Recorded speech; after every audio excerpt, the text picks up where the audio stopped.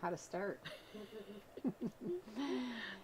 Welcome to Farmhouse Fabrics, everybody. I'm going to move this beautiful bonnet over a little bit so I can say hello. And I'm taking up more than my half of the table. That's the problem here. That's the problem. So keep We're good. We'll make it work. Everything Nona's We'll make way. it work. This is Nona Pontiff. Hi, everybody. Nona Pontiff is you're from what town? I am from Mount Pleasant, South Carolina, which is just outside of Charleston. That's a nice place to be. Nice. It's a little sticky this time of year, but we're getting a little bit of a break, so that's good. Yeah. And you brought with you, you will not believe what Nona brought with her today. This is like a wall of white clothes. We'll do a Vanna White. There we go. Oh, yeah. There you go. Perfect. Oh, they're so pretty. It just bringing them in and then hanging them up and look at this, and Nona would say, but look at this neat little technique they did. And we were both like, our noses buried right in them. We both enjoy looking at all the details, and so we'll try to do some close-ups and share that with everybody. I think that you all will enjoy that too. Some of the old techniques, so interesting. The old laces. And then Nona has a couple of garments that she's reproduced. One of the bonnet, and then the outfit that was your that was my dad's. Your dad's. Yeah, back in the early 1900s. And it's in remarkably good shape for the age. Yeah. And then you can even tell them how you've washed some of the things and the condition they were in when. Right. So we look like we're in the. Have you washed up to do this surgery? Yes, it does look like we're about to perform surgery or commit murder or something. I don't know. This is a beautiful array of Nona's scissors that she likes to use, the various kinds. And so we can start by talking about that. People are very interested in scissors. We ask you about notions and your favorites, and a lot of them mention scissors. I know you've read some of them, haven't you? Right, I have read some, and it was great to see all the comments coming in. I love that too. I think scissors is a good place to start with notions because we all use them. It's a basic tool you have to have. And so I've got everything from basic to a few specialized. So you might, depending upon what kind of sewing you do, you may find a specialized pair that will help you in your sewing. So first of all, let's start with my favorite brand is Ginger. I've just started with that 20, 30, 50 years ago. It's because we're not 20. Yes, that's right. Ginger was the best scissor out there, and shear, the best shears scissors out there when we started sewing. Wouldn't you say that? I would, and they're still great too. But there are some other brands too that you have on your website. So I'll just kind of feature the different types and what I like about them. So this is your basic big, it's 8-inch Ginger shears, nice and sharp, nice long blades, and they're a little bit offset, and I don't know if people understand why this offset shape is, why it's made like that, because it looks like, well, they made them crooked. Oh, well, it should be. I mean, you're thinking because it doesn't come straight this way. Right. Oh, I never even thought about offset. that, Nona. And so that, if you can see if that. They can see that. I'll hold it up. I'll hold it up with my hand. But it puts that blade more parallel to your fabric. Does it help on a? I don't even know. So it doesn't lift it up as much, and that will distort your cutting. It will be less accurate if the blade is straight. It's going to lift the fabric up off the table. So that's why that's made. That's a Ginger. That is a Ginger. Yes. Wow. Yeah. It's the same with it's the same when you're spreading frosting. I don't know if you've ever seen a long spatula they spread the baker spread frosting with. It's offset, so you don't get your knuckles in the frosting. So little useless trivia there. She has a background in that, by the way. Yes. So I'm familiar with all the baking tricks too. That's interesting. I didn't know that either. Yeah. And so let's see. These, I think they call them, like when we buy these, order them from our supplier, they're called 8-inch dressmaker shears or scissors or something like that. Yes. So those, that's one of the basics. The other one is the small embroidery shears. So these are, I always have these by my sewing machine for clipping threads. And so, and if you do hand sewing, embroidering, they're essential for that. So these two, I would say, if you're teaching somebody to sew, or if you're just starting to sew, these two are the ones that I would start with, and you can do a lot with just those two. Okay. So we had a little bit of trouble getting started on Facebook. We're live now. If you just want to mention that you're talking about shears for people sure. on Facebook. Sure, we're gonna talk about lots of different notions, but the basic ones, scissors are something we all use, and the ones that I use the most is a 8-inch shear for cutting your patterns out, and then the smaller one by your machine to snip threads, or if you do hand sewing for embroidery. So those are both Ginger. Now, when you say for cut, I'm just gonna ask you this. Mm-hmm.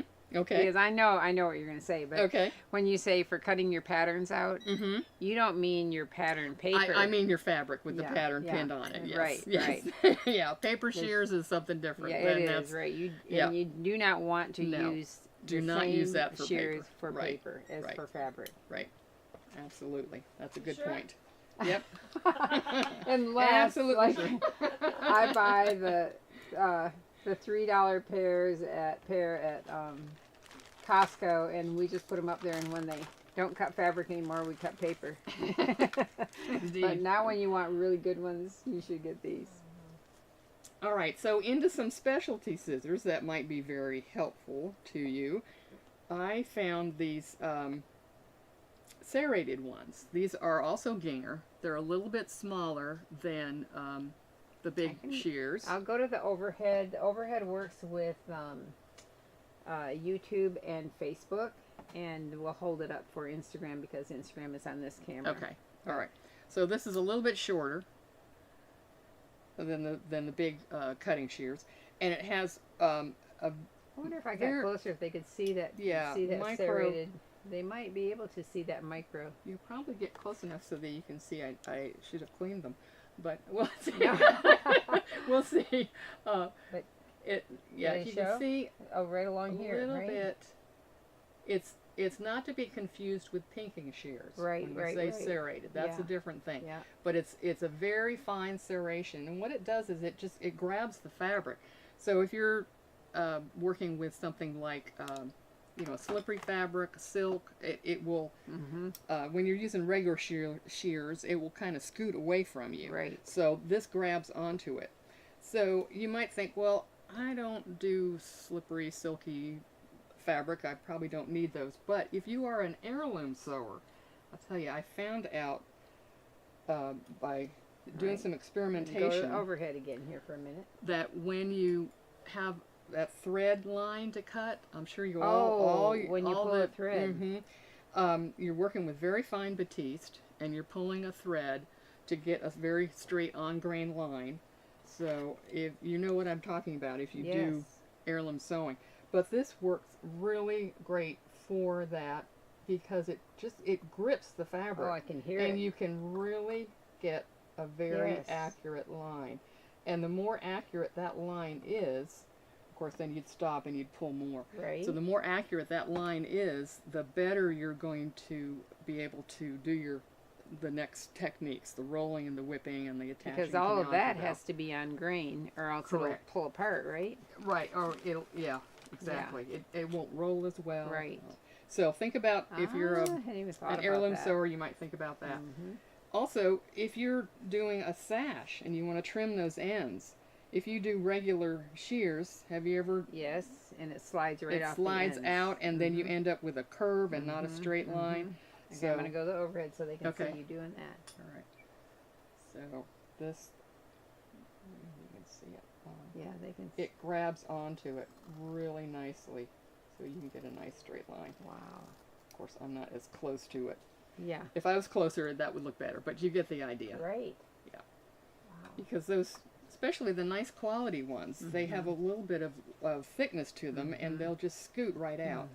Even if your scissors are sharp, sometimes they will scoot out. So the serrated ones are perfect for that. All right. The next on the list, let's do this one. This one might be something that a lot of people are not familiar with. This is a 5-inch, it's also Ginger, 5-inch they used to be called tailor points. And the reason for that is because they're so good for clipping, they snip all the way trimming, to the and they point. are razor sharp all the way to the absolute Whoa. point. So these are used by like Kenneth King and Susan Calgie because they know how important it is to trim your seam allowances and reduce that bulk. And when you do the clipping, like say around the neckline, you've got a lot of layers there. That's you've right. got interfacing, you've got the regular fabric, you might have the piping seam allowance as well. Right. So these will go really well through thick fabric. So this is a piece of Kona cotton, which is pretty sturdy to begin with, and I've got there's interfacing on there, and I'm gonna fold it twice, so I've got I'm 4 gonna go layers. to the overhead so you can see what she's doing there. So I got 4 layers there. Let's push the limit and Ooh, fold it girl. in half again. I feel like I'm doing the Ronco ad, you know, and there's more. So, Just get wild. all right. Yeah. Wild shirt on. But this will go right through. Oh my See that? goodness. That will snip right through all those layers. Wow. Right to the points. So, You know, you want me to confess what I do sometimes, which is so awful? tell us, Sally. Do It tell. is so awful. I can't find my good sharp scissors, and I've got a clip. I'm like, this, and you know how it's sharper up here at this little, Yes. Yes. like, isn't that bad? Wow. Yep. I You go go- up here and it's like, nobody make me jump. Right. Right. Yeah. Yeah. And Because that- if you try and do it at the point, it Yeah. just twists the fabric. Mm-hmm. It will not cut Yeah. like that.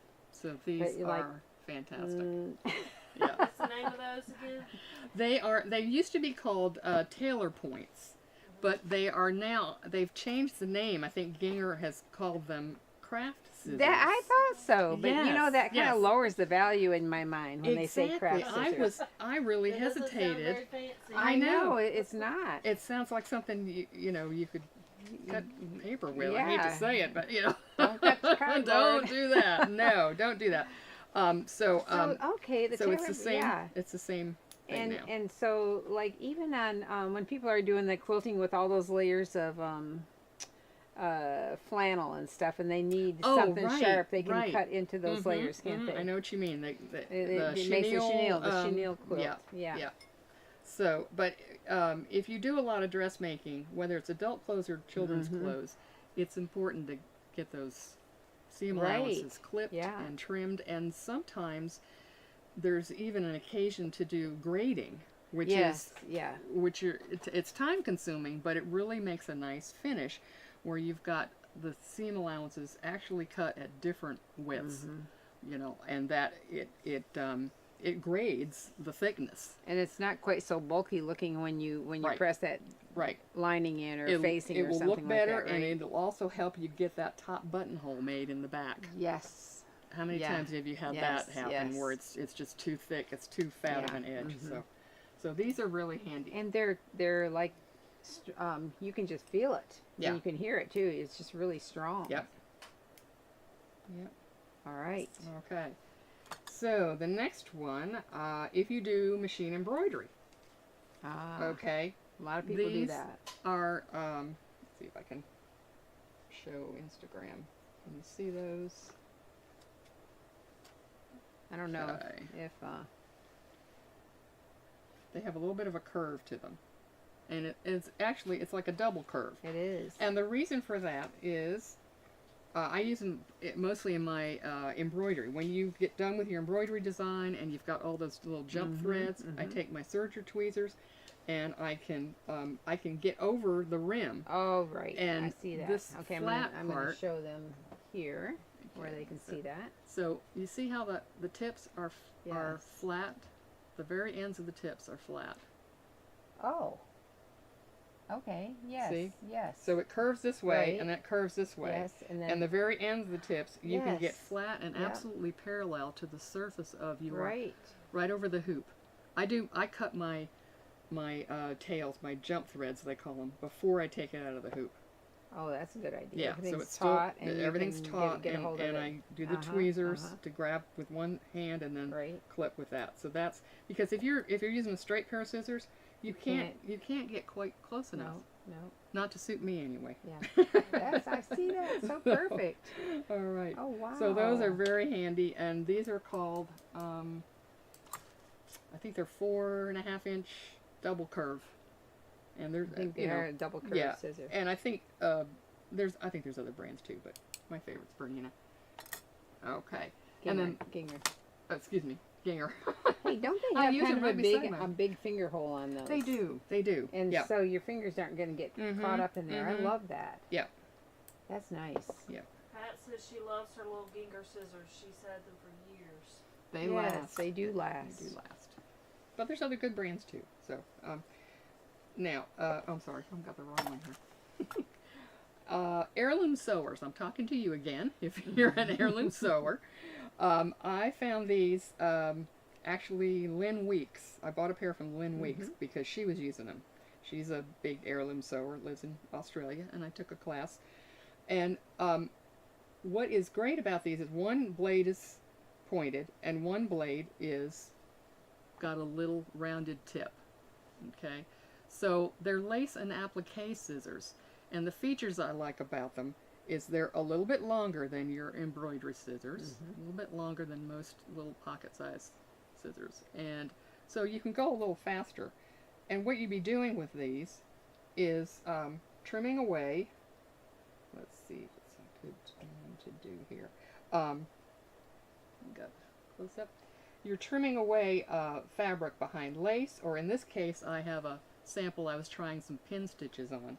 So with the curved end down, you're going to go underneath it, and then you don't cut what you don't want to cut, and you can get right up to your pin stitch. And so you're going to be cutting away like that. You'll do better at home because you'll be closer to it and have the camera on it. Yeah. And same thing here. I've put my lace in, my lace insertion. I've done my stitching, and now I want to cut away the excess fabric. Yeah. And having the one ended that is pointed helps if you're trying to get into a corner. You know, you can turn it over and just snip the last little bit that's up in the corner. So that's why I like that, because you've got the option of using either one. Okay. So that's the lace applique scissors. You know, I noticed it was much easier for you to cut on this other one because you were able to go up here before you were trying to go here, and and you weren't quite angled quite the same. I should have been at the angle like this. Yeah, you could have done it. Yep. Yeah, like that, and I think you can cut. Yep. You can get closer to your stitches that way. Yes. And I'd have the right glasses on it. Oh. Where's that magnifier? Yeah, I know. Yeah. Yes. All right, and also if you're trimming your seam allowance off your entredot, okay, so I've stitched my lace to my entredot. Now maybe I want to make a fancy band and put lace on the other side. So that's when you take this and you go like so, and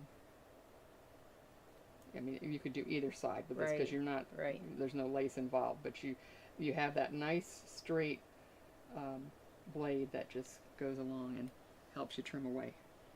Okay.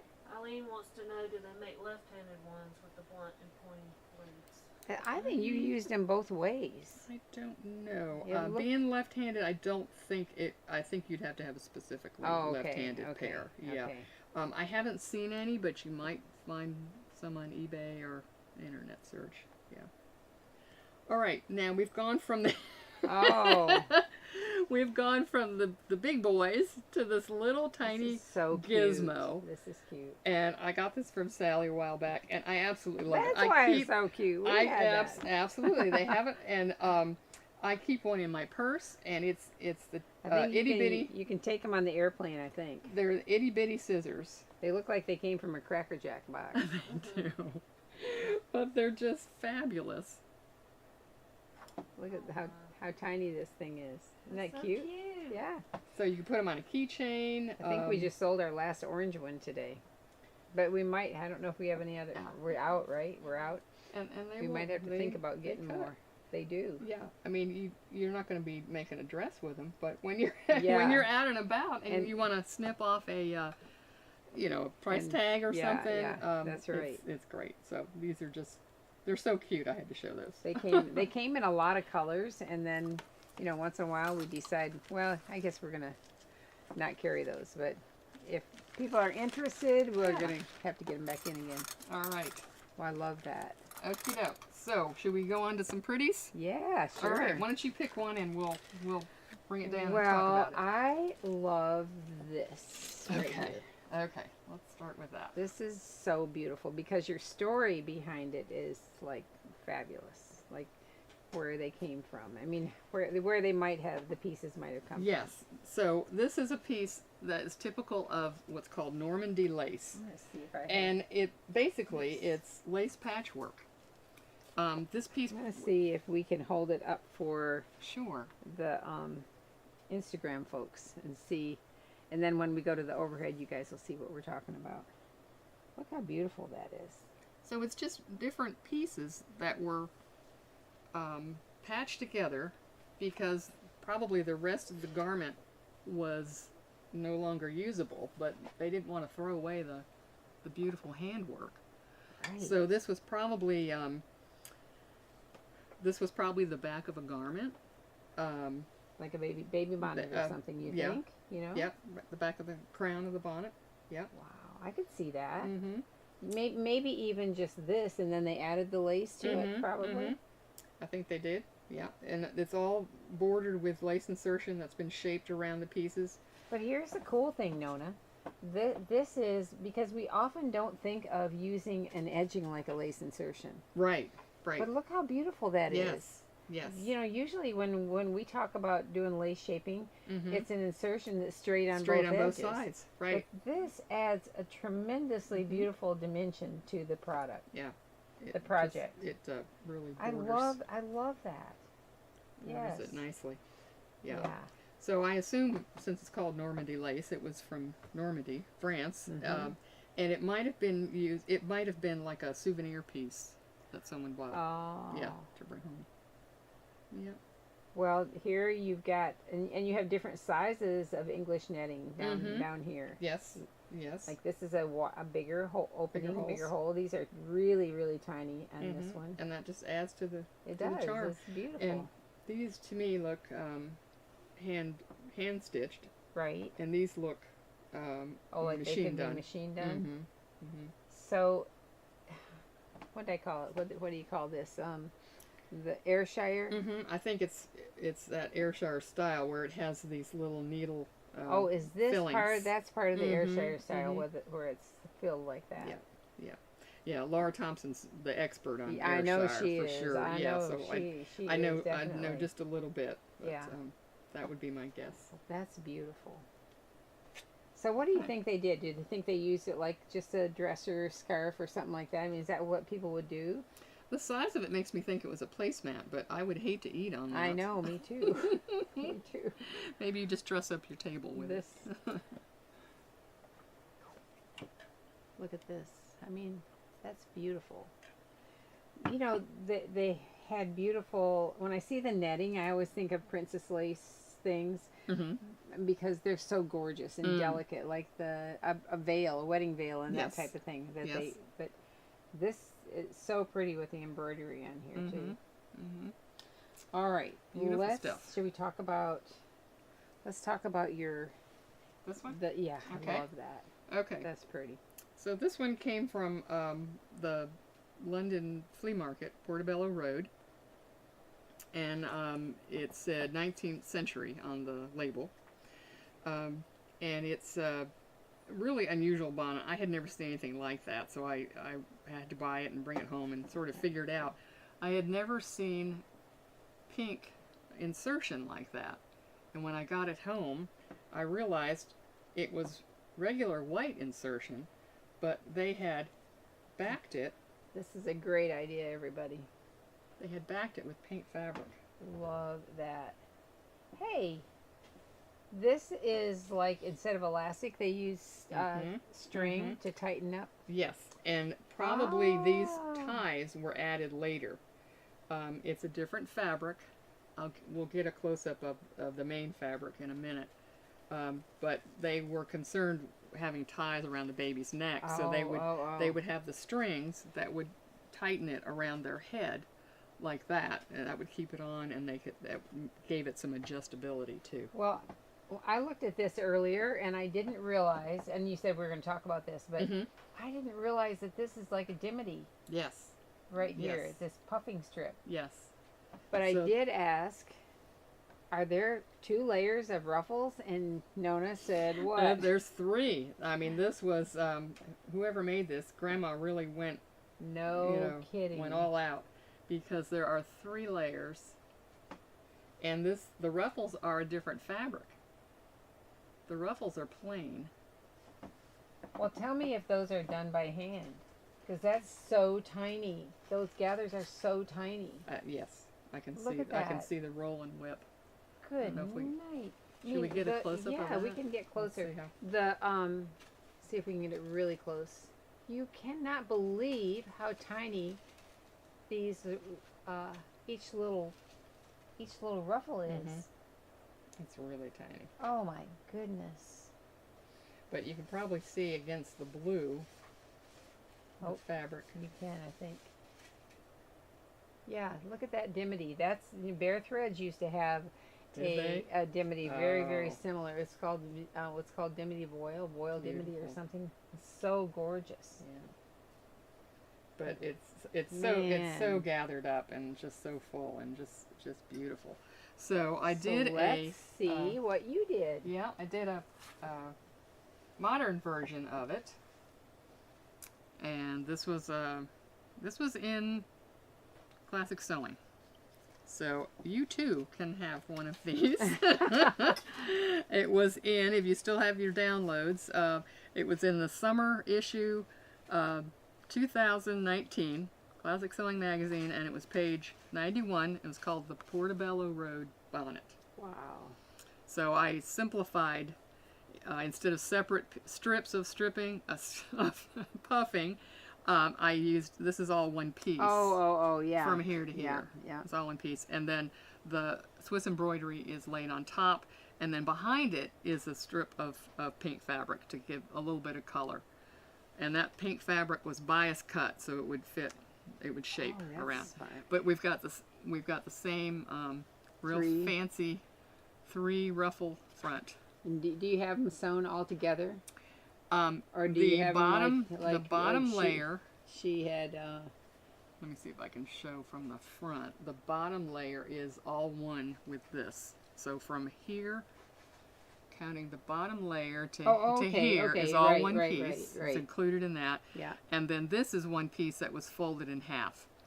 Well, there you go. Gathered down the middle. So I simplified it a lot. Right. Yeah. Yep. I didn't expect people to do that by hand. That's a great way to simplify it. Yes. Oh. Yes. So it really makes it sweet. And the baby they had modeling it was just precious. It really was very sweet. It's like, if I'm going to do this, put it on a cute baby at least, right? They're all cute. Yeah, They're all cute. They were. This looks pink when you're looking at it because it's on a pink bonnet stand, but yeah, you can see I would say when you get it off, it's yeah, look a at little that. bit more. Oh my goodness! Here, I can do this. There we go. There you can Look see the pink. at that. So a little piece of biased pink behind the insertion. Yep. I love that. And, you could do that on a bodice too, and put it on an insertion. That's such a great idea. Got some comments on that. So Good. Unique, magnificent, precious. Aww. Great. All right, shall we do another notion? Are these candle holders? They are. Yep. So did you do anything special did you glue that down in there, or what did you do? It's glued. Yeah, that's another Isn't this cool, vintage you guys? secondhand store find. You can find a single candle holder a lot. They aren't quite. My footman was off for the week, so they didn't get polished. Well, quit letting them take vacation. Yeah, really, that's a management problem. Yeah, it is. This polish before they go on vacation. Yes, right. that's right. You need That's to polish right. the silver, people. Yeah. Well, I love that, though. Yeah. That's beautiful. Yeah, just styrofoam ball and some hot glue and yeah. Look at that. And you're going to feel really ritzy. Yes, indeed. Man, that's so pretty. But you can find all kinds of beautiful things like this in the. You just have to think about how to repurpose, right? Right, exactly. Repurpose number 1. Yep. That could be tidbit for next Thursday. All right. Okay. Should we talk about another notion? Because Yes, several people let's talked talk about this. Several people talked about they liked their seam gauge, or some called it their slidey ruler, or whatever you want to call it.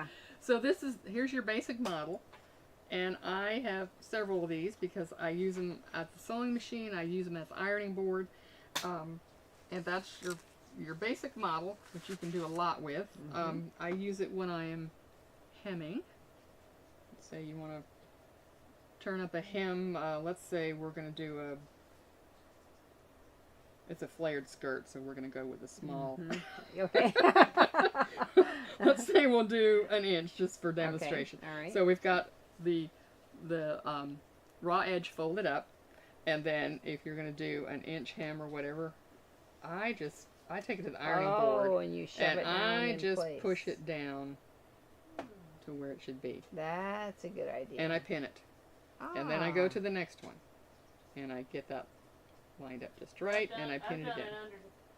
I know I have too. I've done it underneath before. I didn't know. Right. This is a good idea, though. Yeah. And I almost always press before I do the stitching. Yeah. Because that gets it right where it should be. Yeah. Whereas if you had a little bubble there and you might have stitched it wrong, and then you go to press it and it's not even. Yeah. So that's one use for it. I like that. That's one use. Now, another use, and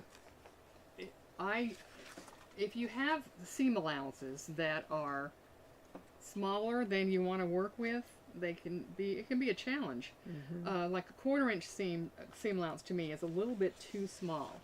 So another use for this is to make your seam allowance bigger and do it accurately. So let's say you want to make it at least 1/2 inch. All right, so you have a 1/4 inch already. So you set your little slider at a 1/4 inch. See that? Because 2/4 make a half. 2/4 make a half. And I just line it up and I do marks all the way down. So, and 2 dots make a straight line, right? Yep. So we've got plenty. And then you take another At ruler. least do 3. What? Yes. At Yeah, least do 3. that's good. So then you take another ruler and you just connect your dots. And I always go a little bit farther than the intersection. And so there you've got your extra seam allowance. And you might say, well, how do you do, the straight line is easy. How do you do a curve? Same kind of process, but you're going to do your dots closer together. See that? We need that to might be a little bit better. Okay, so you're going to do a dot. You're going to do a dot. Yes, because you have to curve your ruler. And so I'm making sure that my little gauge point there is right against the pattern line that's already there. And you just make them closer together. And you get all the way up here, and then you can come back and make a dot in between. Okay, and then pretty soon you've got a line. So, and you can just sketch it in. So if you don't have a French ruler with a curve, or you don't feel comfortable using it, that's how you can do it. But I do want to mention that this is not the same as grading. You can't use this method if you're trying to make a size larger. That's a different thing. And when you're grading, there's like computer programs that do grading. There's a science to it. Not every line on your pattern is going to be exactly the same increment larger if you're making the pattern larger. So this is just to add some seam allowance. It's hard to gather a sleeve or a skirt if you just have a 1/4 inch seam allowance. Right. I find it much easier to add some seam allowance so you have a little room to work with to gather up your pattern piece. Yeah, I find it with collars too. You know, yes, there's a lot of manipulation involved, and you want to have that extra seam allowance. Now, this gadget is your upgrade. if you like to have the latest of any tool, 20-in-1, yes, right? It's like the Swiss Army knife of the sewing world, because it gives you a little bit more line here. It's got this fun clicky thing. It's very satisfying. Yeah. And it's got it's better here. You've got one ruler on this side that goes from 0 up to here, and then you've got another one on this side. So that's something to watch out for, because they're for different purposes. You've got a 1/4 inch mark here. You've got 5/8 from here to here. The slot is 1/8 of an inch. Oh my goodness. And each side is 1/4 of an inch. So if you're a quilter, this would be, I think, would be very handy. It also has this feature where you can use it for a compass.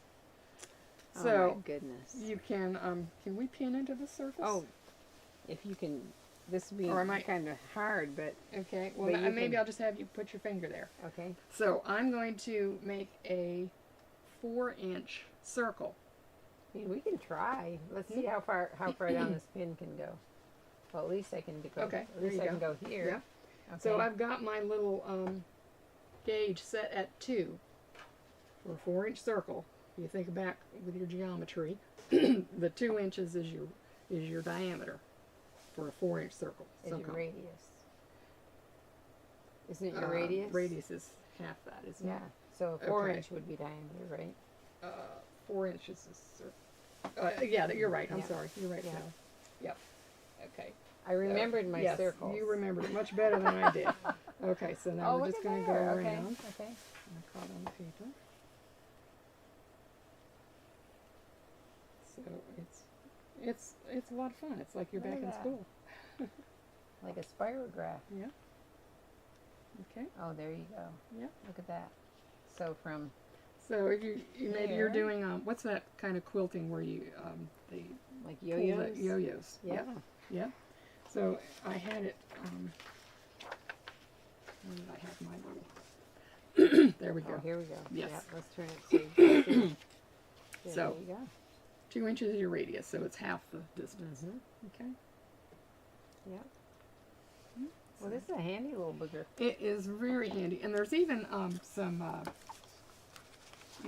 videos. If you look up that brand, Clover, there are some videos on different things you can do with it. Why are we numbers one way and numbers the other way? Do you know on that one? It's if you're measuring from this side, we've got from 0 to 6. You're measuring from this is for the it measures from here. So like with this, I use this side. Right. Yeah. And this little space corresponds to this space here, where you put the pencil in. Yeah. So. Yeah. This would be fun to play with when you're bored. Isn't that fun? This is it's one just of those. So satisfying. What do they call these? You should get the grandkids one. I know, that's what There I'm you thinking. go. They're going to get this for Christmas. Yeah, you can almost use it for a musical instrument that's there. right. Get your thimbles out and the washboard. We're going to have a band. There we go. We're going to have a We're band. going to have a band. Yep. Yep. Farmhouse Okay. band. Yeah. Well, enough geometry. Maybe we should look at something fun and pretty. Listen.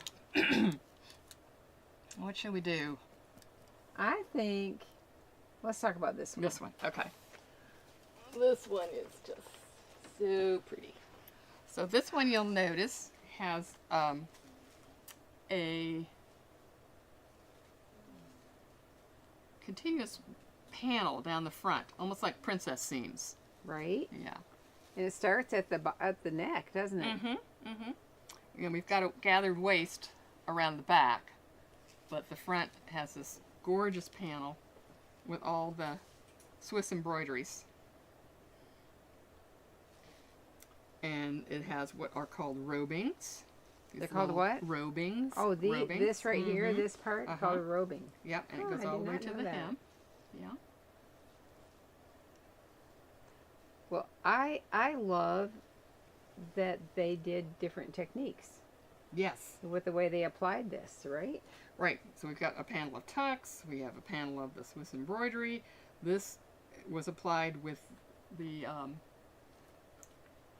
end open, and these were applied just like as stitched down like an applique, like they're flat. Now, why do some of them look more opaque than others? I think. Ooh, that's a good question. I'm not sure. Let's put this on the. Yes, look at that. It's like a shadow effect. Unless it, it's probably the seam allowance. All your seam allowances go to the one that looks more opaque. All went in toward the middle. Right. If it was done on top of this other, it does. Yeah.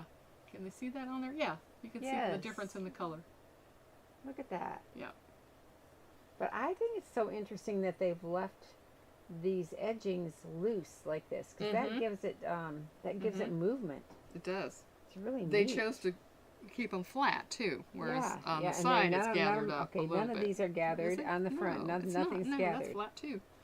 Yeah, but they did do a little around the edge. And even where it got up around the shoulder. Interesting. Okay. And then sewn, because it had to curve around the neckline piece, and then it doesn't go all the way to the back. Right. How cool is that? That's a pretty small baby, really, because this part is. Oh, I'm sorry. Right. This part's little, and those on those sleeves are really, really tiny. They are. Oh my goodness! And on the back, you can see they've got the typical drawstrings. Yeah. So it could be. So it could be used for different babies and adjusted. Now, I wonder if anyone knows what these red threads are. Do you know what they are? I think I know what they are. Are they laundry threads? Yes, I think they are laundry marks. So when well-to-do people were not doing their own laundry, of course. Oh, right. They were sent off to be done. And this marked what family it's returned to? Yes. So it was like an identifying mark. Now, I can't see exact letters on there, but probably this there was says some... George Washington. Does it? That's amazing that you were able to decipher that. I noticed that right off. It was some code that they knew. Yeah. How about that? So, yes. But what kind of condition was this in when you got this? Did you have to clean this one up? This one I don't think I did. This one was pretty good, pretty white. Yeah. Man, this is pretty. Yeah. How about that? What a difference that makes to have the seam allowances in, and then it looks like they look like they're lined. They do. But really, they're all sewn on top of the base fabric. It's a very good and feature. Look at all of the seams are hidden. You can't open up here and see any seams at all. Yeah. And they are. These are like flat felled or something, but yeah. Yeah, and it's machine done. It's machine done. That's pretty. I've noticed that the machine ones, you could tell they didn't have really fine needles back then. Oh, you can see the holes? And some are even more so than that, yes. But the fabric's in good condition. It is. Strong. But this, I do love how they left this part loose. It's very pretty. Very pretty. Okay, 1, 2, 3, 4, 5. 1, 2, 3, 4, 5. 1, 2, 3, 4, 5. Okay. Everybody says an odd number is the most attractive, right? So 3 panels of the 3 rows, 3 rows, and then this one has 2 rows as you get to the top. But and so around the back, they used the straight Swiss embroidery again. Right. With the, pretty. I'll show it. Let me show them. I want to see the wrong side. Okay. behind the lace. Wrong side behind the lace. That's a good idea. Yes. So you can see. I mean, all you see is flat fabric. And these are flat felled seams. You can't see. They're hidden. They're they actually come forward toward here because you can see the raw edges a little bit under the robing. Right? Robing? Right. That's it. But it was a very smart way to do it, I think. Yes. With that. So it's one piece. The tucks. That- Yeah. This whole centerpiece is one piece, isn't it? They must have had to calculate where to put those tucks. Right.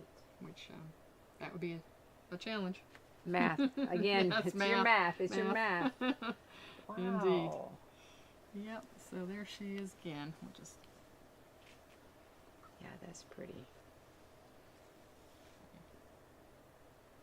Now you'll notice, and did we even care to notice that the tucks are not all even? But I know you guys are so particular when you're sewing that you would have a heart attack if you felt like these tucks were any different than these tucks. And who's going to notice? Nobody's going to notice. They're so gorgeous. Yeah, there's so much pretty so stuff you on have there. To, you have to be kind to yourself. Yeah, exactly. When you're doing things like this, and don't expect it to be like just absolutely perfect because it's beautiful. Yep. And everybody that saw it would think your dress is beautiful. So I want to see a lot of copies of this now. That's right. I mean, the baby's going to dribble on it anyway, right? So that's right. I mean, I didn't Got even. a comment from Kelly. She said Sally is a mess. George Washington, cry emoji. I don't know. I thought I saw GW on there. I Oh, wrong. See? They love it. It's so beautiful and delicate. Yeah. Good. Oh, you want to see delicate? Oh yeah, let's do another. Let's do delicate. Which one Let's do do you? delicate. This one here. Yeah. Yeah, Oh yeah. Yes, this is the height of delicate. Oh my goodness. First of all, when you pick it up, it feels like air. Yeah, This it fabric does. is It so fine. Oh. So let me get. I'm so lucky I'm here. Too bad you're not. I wish you were because you would be so happy. Look at this. Look That's a at good how shot. There we go. graceful that is. Yeah, it's just. Oh my. And I'll hold it up in a minute so we can see that it goes all the way up the front. But yeah, Look at that. this was in fairly good shape. I mean, that is. I just sweet. love that. I mean, the scallops are quite deep, and then to have this extra little piece here that makes it look know. like a full circle. Look at that. It's just Oh great. wow. And there's more. The slip is the same with those deep scallops. The embroidery is just a little bit shallower. Embroidery is just delicate and beautiful. All right, Joy Welch. We want Joy Welch to make an embroidery like this. There we go. Wouldn't that be beautiful? Oh, that would be great. Look at yes. how gorgeous that is. Let me take this off the hanger. I bet she could do it too. I bet she could We need to easily. send her a picture. Applique for Really- kids. Yeah. What's her name now? Applique. Applique for kids. Applique for kids. This. Okay, Joy. We gotta have this. This is too pretty. See? Drool, drool, drool. I know. Oh, So- be still my heart. The slip has I'm gonna got. hold this up here for these girls. Okay, if you flip that around toward you, then Okay. they'll see it right side up. Of course. There we go. And I'll hold this up so they can see it in the Instagram. But you can talk about this. So the slip has scallops that are Oh, scaled sweet. down, and then scaled down even more for the armholes. And look at that. Look at that tiny little flower right here and right here. Look at that. Look at that. I didn't even notice that How before. sweet Yeah. is that? Just Sally, did precious. you make your grandkids anything that's thoughtful? I made Farron a dress that was a lot like this. But no, because you know why? I cannot imagine. Because Miss Dot was around. And Miss Dot was making the most amazing garments that all my grandkids got to wear, the Oh, things that's Miss Dot made. The slips. with all the Beautiful details stuff. on I the slip. know, Beautiful the stuff. slip. Yep. So are there buttons on both shoulders? There are buttons on both shoulders, yes. Because sometimes they have buttons just on one shoulder, I've seen. Mm-hmm. Yep, little tinies. Yep. And if you look at the back of the yoke on that, I think people might find that interesting. That there is a little bit of netting there. Look at that. For stability, right? Yes. So did they do that when they were... Did they do that afterward? No, they embroidered through that. Yeah, I think that was maybe basted on and then... Look at that. Well, that's why it's holding together so pretty. And entredeaux, extra tiny entredeaux that Oh they my had. goodness, Sleeve, this entredeaux armholes. is like... You could barely see it. And look at the little work on here. Yes. All right. Yeah. So if I get my big fat head out of the way, y'all could see this. I know. Ooh, I know. We're going on with everybody else. And I was like, too bad. I know. And And look at how they were able to see. This always amazes me how you can get to how this they point end it. and they end it, Yes. but it looks so perfect. Yes. I want to learn that. I don't know how to do that yet, but I No, will. I'm very clunky. learn. I did something similar, but it did not look similar. Hand tucks. Oh, they're hand tucks. Hand Oh yeah, I tucks. see the little tiny stitches. Yeah. Oh, and this tiny, tiny little... Look at that, you guys. This tiny little band. My word. That is a skinny little arm. That's a baby tiny, arm. Tiny. Denise says, "Oh wow, that's just so demure." It is. It is. It's amazing. But the fabric... I just love feeling the fabric. I love doing this, just because it feels so nice. Oh, it's And just Vicky like says a veil. Abby Hawkins has a slip design that's very pretty. Oh, she does? Yes. Oh, okay. It's Okay. called Pretty Petticoats. I was just Oh, that would be Evie. lovely. I think I have seen that now that you mention Okay. it. Yes. Evie Hawkins, a bit of stitch. Yep. Oh my goodness. Yeah, delicate. Look at just the design is so graceful. Oh, Don't you want to have a little one to put it on? not really, Yeah. but well, somebody else can. but to see it is just such a blessing to be able to see it. Yes. Okay, What should we do next? let's do the piece together dress. Piece together dress. Yes. That's a much better name than what I came up with. What did you? I can't remember what you called I call it the Frankenstein Oh dress. yeah, that's the Frankenstein dress. But not because it's ugly. It's No. not. It's beautiful. But it there were different parts that were put together with this. So it's got a... I wish we knew the story behind it. And Right. we don't. But first of all, we think the skirt was a petticoat. Let's hold that Okay. up to... You hold the whole thing Right. up, and then everybody can Yeah. see. You can see the bottom looks very much like a petticoat. Yes, it does. And you'll notice the scale of it, the tucks and the embroidery, is a fairly large scale, like you would expect for an adult garment. But it's on a baby garment. That's what makes me think it was originally a petticoat. The fabric is a little bit different. It's kind of firm, whereas this up here is a little finer. The sleeves are, the extension here is more sheer. So that was added later. So the gown was originally with the shorter sleeve, and then they lengthened it. That's so good. I love this. But tell them what you think this might be. Well, I think this was probably a bonnet. Let me untie it so we can do it flat. And you can see the... I mean, they were not wasteful. No, They had this no. beautiful stuff, and they actually made something else beautiful out Yeah. of it. So you can see this piece. I wonder if we can get a close-up so we can see it's like a buttonhole stitch. That it was Oh, it put is. on I with. see that. So this is probably a part of the bonnet. I'll pull it this way just a tiny bit, and they Yeah, can... oh yeah, there we go. Yeah. And some beautiful embroidery there. Look at that. Man. And So was this like hand... Oh, they did the buttonhole stitch to put this onto the garment, because you can see it back here. yes. But it looks like they did a lot of stitching on that part through the dress fabric, because look at all these stitches. Yeah. They, I guess. But it's not all of the embroidery stitches. No. So they went around. They just wanted it tacked down really well. I don't know. This is, like I say, everyone's got a story, and we don't really know. They went all around this kind of. Yeah. Around that paisley leafy thing. Let's bring this up a little bit so we can. Oh my goodness. See, there's some hand stitching. Yeah, they almost like made a leaf design with their basting stitches. I guess if you have a lot of time, you can make the basting stitches fancy. That's right.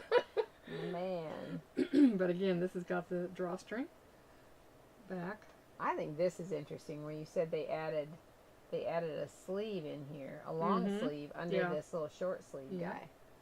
So it could have been a style thing, you know? Right. Maybe as the years went on, the longer sleeve was more stylish, and so they wanted to bring it up to date. It's like changing out a wedding gown, you know, and changing the style. Yeah. This is interesting because they didn't have elastic, and so they ran a hand gathering thread here to pull up that sleeve. And just left it in. Wow. Yeah. There is a gathering tie in the waist. Oh, show them the, isn't it, didn't they flip that over to show? Oh, yes. The length. Yes. So the theory about the petticoat, I think, shows that they didn't want to waste any, or maybe they wanted to leave it in to make it longer at some point, but this is the top of the petticoat that they used, and then they just left it in there instead of cutting it away. So maybe it made it look poofier, I don't know. Or if they had a really tall baby, they could add 4 inches. Exactly, just by taking it off there, because they certainly weren't going to take it off down here. No. The design is already there. Man, and it's so neat because no buttons on here. They just tie this. So for all of us that hate to finish a garment with buttons and buttonholes, just give yourself a little drawstring and tie it up. Tie it up. Yep. And if you ever find a garment that has a satin ribbon put in here, you know it's not the original, because they would have used the cotton tape. Like cotton, like twill tape almost, right? Yeah. Interesting. Wow. Wow. All right. So, what should we do next? Should we do some more notions? Yeah, let's do another notion. Okay. All right.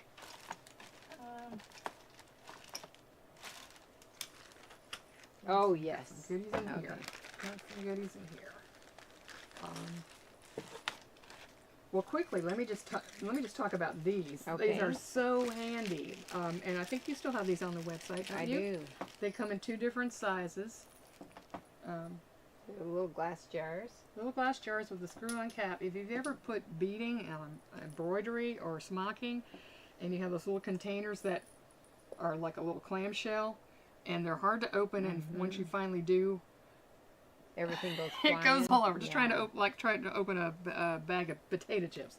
So I take them out of those original containers and I put them in here, and they're very handy even for buttons or needles, or you could do a little sewing kit. And when I am smocking, I put just a few in the cap, and that's what I work from. So if I spill them, it's not this goes far away from the working, and you just work with this little amount.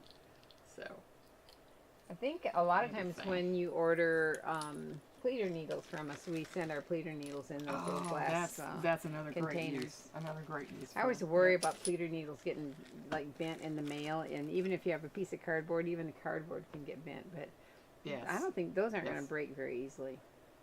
All right, we're going to see if Nona feels really confident. I feel how brave I'm sneaking over here. Because it's so hard to do little tiny things that in front of people. Yes, but we'll give it a try. At least you'll get the idea. If and you're going to want to try this at home. Yes, definitely try this at home.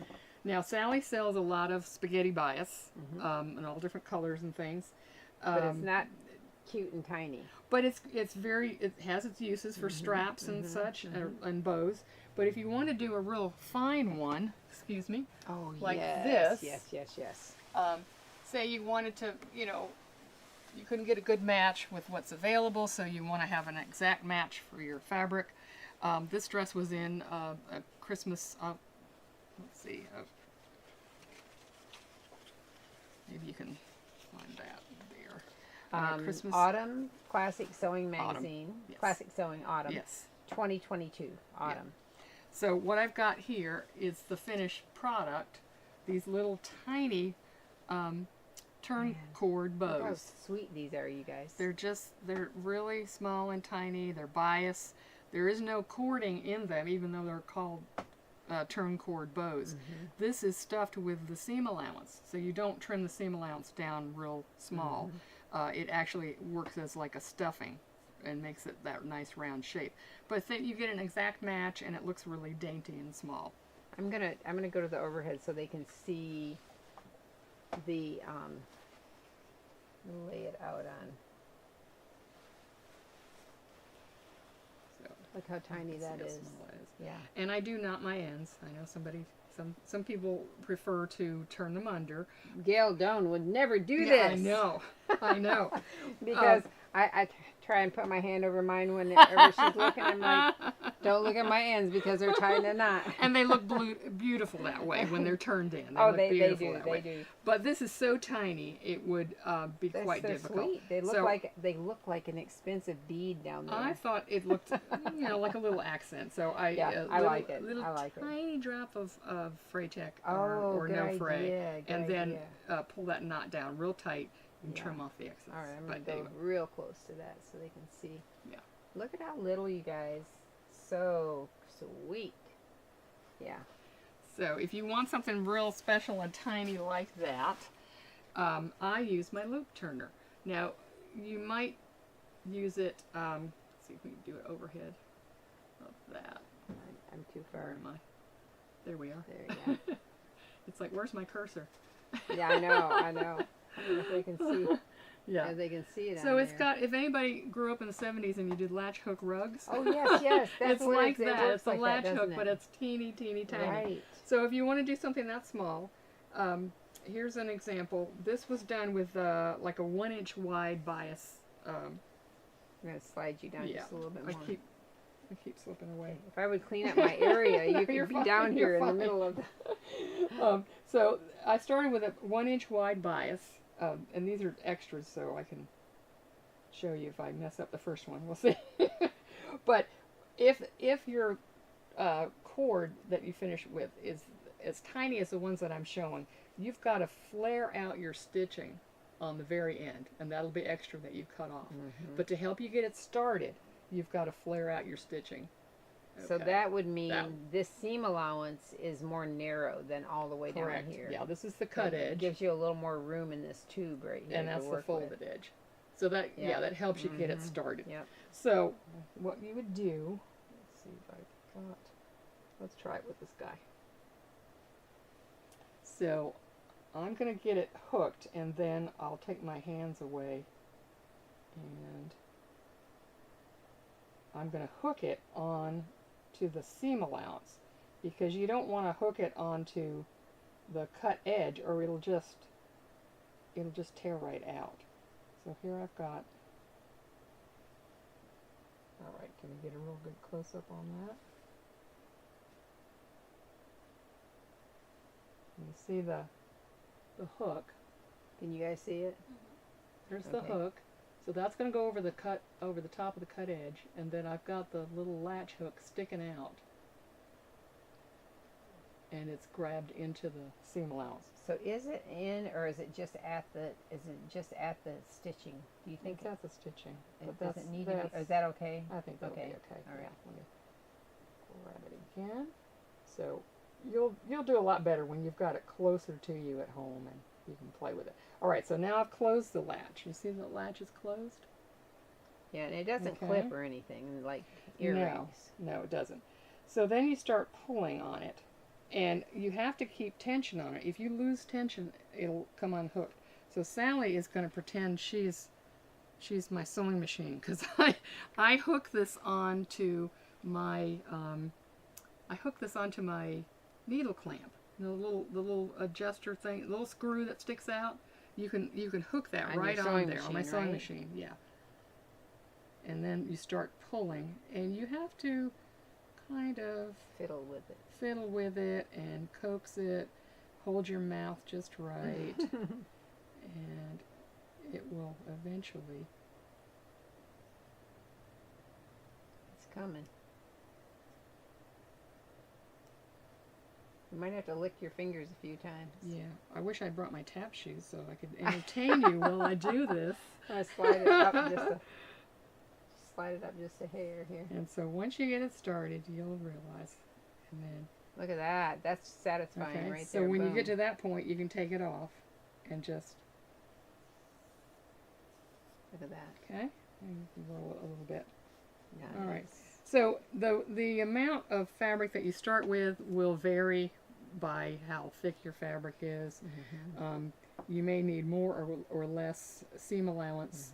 Mm-hmm. It's one of those things you have to experiment with. You know, do a few test runs. But this is good for those little button loops in the back of a garment too, absolutely, right? Absolutely. Because it's hard to do a pretty little button loop. Exactly. So if you want those to match your fabric exactly, you can do those. And that's nice. So don't be afraid of the process. And that's a very inexpensive tool. It is a very inexpensive tool. Even if you're doing a strap, you know, if you do a strap that is closed on one end, it's easy enough to use a chopstick. Yeah. Or knitting needle or something. Yeah. But if you've got, say you're putting a strap in that's going to be sewn on both ends, you're starting with two open-ended parts there. And so you can do the same thing, you know, with the bigger one. You don't need your knitting needle. You can just attach it and. So you put the little prong. You stick that through the strap and then grab a hold. Right. And same thing. You have to have it attached to one end. Boy, I'm getting really brave doing two of these. Yeah, look at you. And, I'm sorry. I'm trying to get in front of it. And see, that's what happens. But anyway, you'll know that's what happens when you lose. Sorry. No, that's all right. But that's good because they know that's your what holder happens. wasn't doing a very good job. I'm sorry. It is fine. So you just, with a big one like this, it's easy. You can just kind of, work it out and do it again. So. Yeah, this is a handy tool. Even if you're running elastic, you can use it for a bodkin. Right. You can't do it on something that's a circle like a waistband. But you can. But maybe you've got like a half elastic place in the back of the waist or something like that. So, all right. So, should we go back to something fun let's or do the next. point turners? Yeah, okay. I love point turners. Okay. I don't know why I do love point turners. turners. I love point turners. I love them so much that well, this is the one from the 1970s. It's bamboo. It's my original one. I just like the way it feels in my hand. Right. It's been very worn and used a lot. Yeah. But I lost it one day. And so what's the best way to make something show up? You buy another one. Is you buy a new one. That's right. And then you find the old one finds itself. Yeah. So this is the modern Dritz one. Same nice feel in your hand. So if you're using scissors to turn your points, you might want to have an upgrade. I won't tell, but you know what happens when you do that. It goes right through. Right through the point, right through the end. Yes. I've done that. Yes. So these are hate to great confess. collars, cuffs, and then with this rounded end, I wonder if people know what you use that for. No, what do you use that for? When you have a Peter Pan collar. Oh, and great idea. You've clipped it, and you can just push it out, just like that. Okay, right. So you just push it out, and that's what the rounded end is for. Absolutely. I mean, besides feeling good in your hand. Yeah. You don't want to point on that end, but that's what, and it kind of helps you get that curve. Yes. That nice curve. Sometimes it gets bubbly, otherwise. And that might also mean that you need to trim it a little bit more too. Well, that's true. Yeah. That's true. So. Oh, that looks nice. All How'd you finish the neckline of that dress? Was that lined? It's lined. It is lined. Yeah. And so you did your understitching here, didn't you? I used extra fine piping. This was made with gimp. I wonder, that is so little. It is very tiny, and I don't think I'm going to do it again because it kind of looks like I didn't turn the collar right. Oh, no. I don't know because, You know? well, one thing, you've got your tiny spaghetti, so it's sort of neat to have that little extra fine. I think it's a beautiful finish, Nona. Yeah. That looks nice. It's extra tiny. Wow. You know what? I can't find GIMP anymore. It's yeah. Do they make it? Use coordinate, but do they still make it? Maybe, but I haven't been able to find it. For those of you who haven't used it, GIMP was a pretty tightly twisted cording that was very fine that I used for. We had it forever in the Heirloom sewing piping. world. Yeah, we did.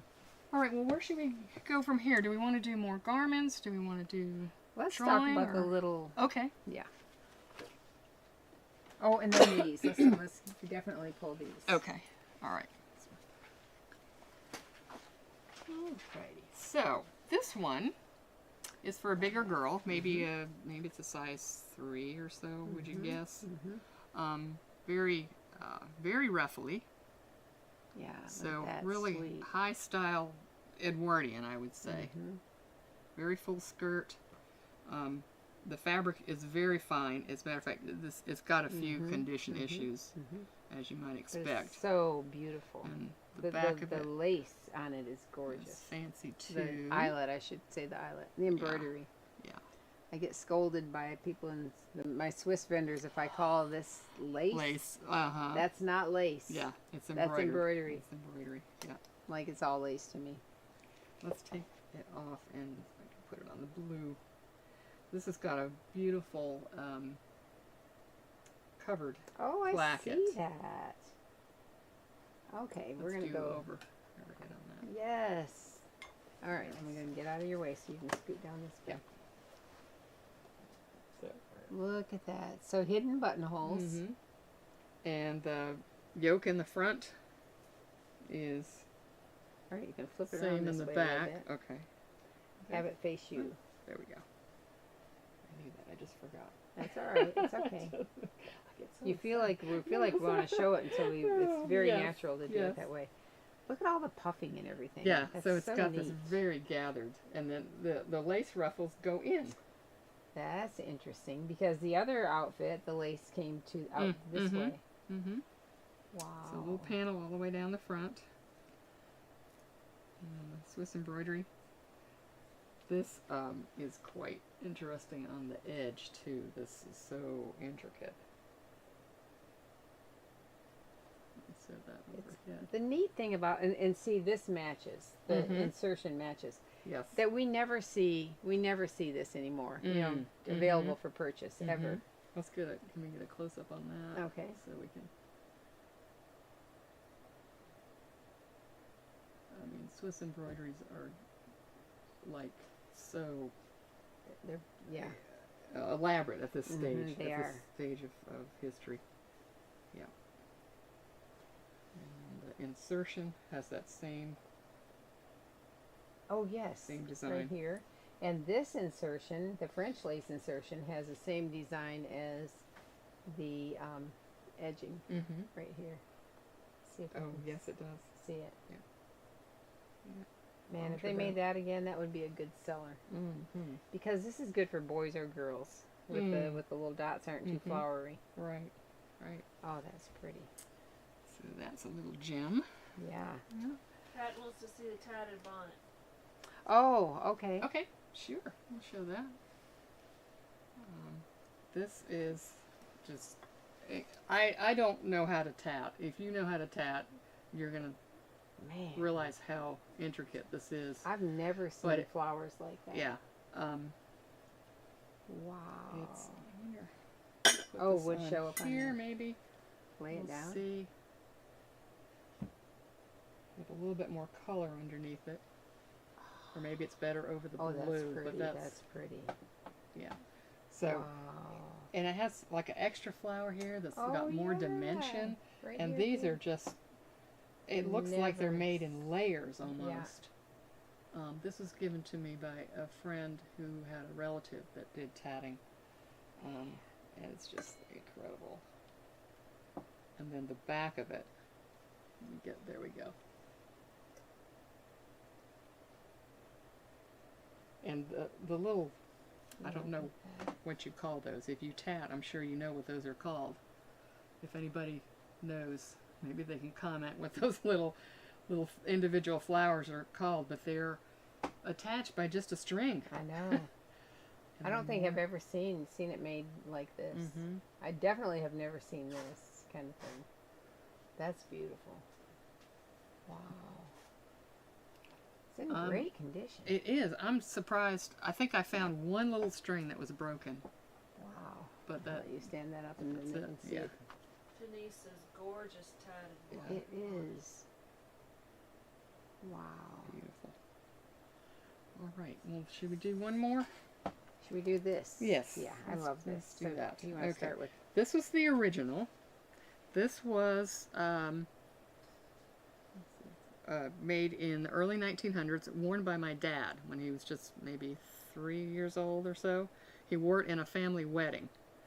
And if I know my grandma, she probably took it off him right away and put it in a drawer and just, it never saw daylight again. Pull that picture. You want to try? Oh, okay, let's try. She has a picture. I have a picture. I did a little bit of restoration work on that. And here's what it looked like originally. Let's see if we can get it. Look at how yellow that is. You might need to tip your either that way or toward you, maybe. I don't know. Can they see that? At least you can see the color. Look at that and the color. fold lines. So that's how brown it was when my mom gave it to me. So sodium perborate or vintage soak. Vintage soak, but sodium perborate is the active ingredient in the vintage soak. And that's what really works with this. It worked if great. you can find straight sodium perborate, it works great for that. It was in great condition, no tears or rips, and it has these really cute little, these are actually big flat tucks.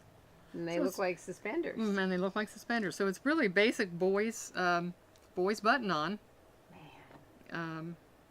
I did take the buttons off when I soaked it. That's a good tip. If you have mother of pearl buttons, it's good to take them off before you, and then sew them back on. I like to That's cute. keep them from the solution.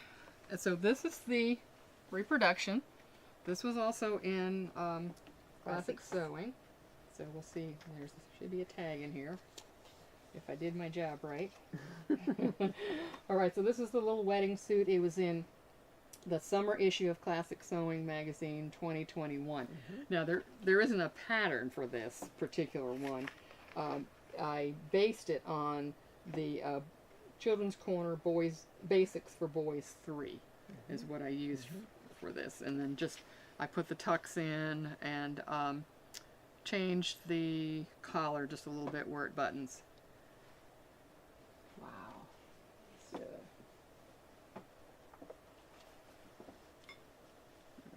So this is organdy, and so how hard was it to get that tiny little roll, that tiny little hem? It was quite hard. Thank you. It was quite hard. I did not use a hammer foot. Right.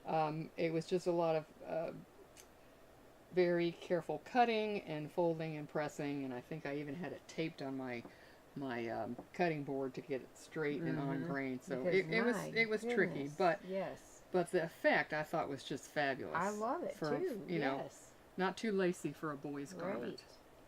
Yeah, and I think it came out around Father's Day, the issue. Oh. So I mean, he didn't live to see it, but you know, he's who I got all my engineered jeans from, and I think he would have been proud. Oh. Yeah. I just think this is so neat where these look like suspenders and they're really just tucks. It has a very nice effect. Yes, yeah. It does. Yeah. So the other fabric is a dimity, which has the raised, little tiny raised lines, and this is like a, I think this is from. The shirting. Was there a shirting fabric? Yeah, I mean, but it might be. Is it from Capital or is it from? It's from you, but I from don't me. know. Shadow stripe cotton sateen. I think this comes from. Well, does it come from Capital? I don't know. I'm sure we have things like this now, but I can't remember. And the lining, I used a cotton sateen Oh, yeah, man, because that feels it good. really gave a nice body to the shorts. It does. Yeah. It's nice. Yeah. Oh my goodness. Well, we've managed to run over again, haven't we, have, Sally? We have. I hope everybody enjoyed that. But we do have an amazing drawing. Yes. And there's our bucket. right here. There he is. And we had Okay. a lot of big response. Good, good. I'm glad. It was because fun. It was fun to read. I had fun going through my stash and Isn't that coming fun up with that some you- things that I think there's a little bit of everything in here for people. So we've got lace, we've got entredeaux. This entredeaux is the antique ecru color, but with the edges trimmed off, it would go just fine with the ecru lace. This booklet tells about laundry, like antique linens, the care and storage of it. So it's very handy to have. I've got 2 blanks, linen and cotton guest towels that could be hand embroidery, machine embroidery. You could even do a collar out of it. Oh yes, it'd be pretty as a collar. There's 2 of them. You can make a little pillowcase Yeah. with some embroidery. So, and then I've got some needles. I've got some ribbon, all kinds of fun stuff. A little pair of, this is a small size of the lace and applique scissors. Aww. And some embroidery floss to get you started. So I hope whoever wins it likes it. Well, we had a lot of people who want to win. So, Good. all right. Good. So Nona, we're gonna let Nona do the drawing, All right. and let's see who she pulls out. And the question was about Their favorite notions. favorite notions. Yeah. Listen, I heard some people said that you had special ones that came from grandmothers, and they were Yes, I thimbles and loved yes, I hearing love that. That is All right, great. so here we have a winner. We have a winner, and it is Kathleen Zeman Shrink. So congratulations. She says her favorite notion are bodkins. What a time saver. Would love to win the giveaway. Thank you, Joan. So you've got it, Joan. All right. It's not Joan, right? It It's is. Kathleen. Oh, Kathleen. I'm sorry. Joan was who she Yeah, tagged. she tagged I Joan. apologize. Yep. Yeah, I do that every time. It's like, So like, congratulations, Kathleen was Kathleen. like, I thought I won. Don't you send that to Joan. Joan's her relative. Yes. Yeah. You Yeah. want to share with Joan? Yeah, you can embroider a towel for Joan. Yes, there you go. She'd like that. All right.